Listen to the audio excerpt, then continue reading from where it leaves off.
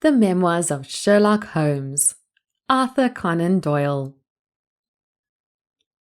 "I am afraid, Watson, that I shall have to go," said Holmes as we sat down together to our breakfast one morning.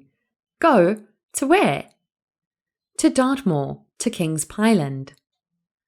I was not surprised.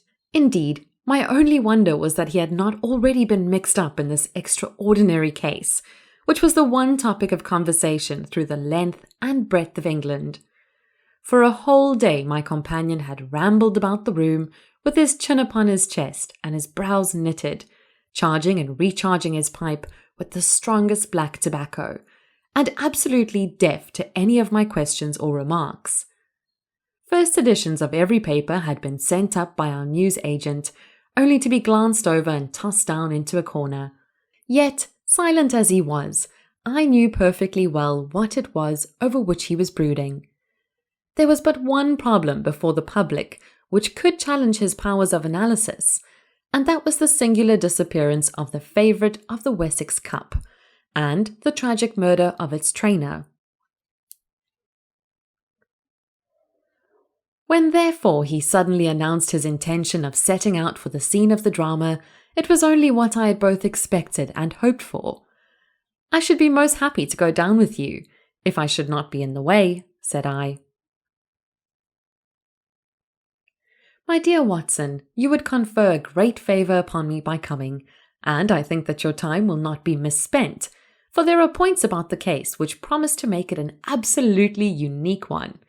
We have, I think, just time to catch our train at Paddington, and I will go further into the matter upon our journey. You would oblige me by bringing with you your very excellent field glass."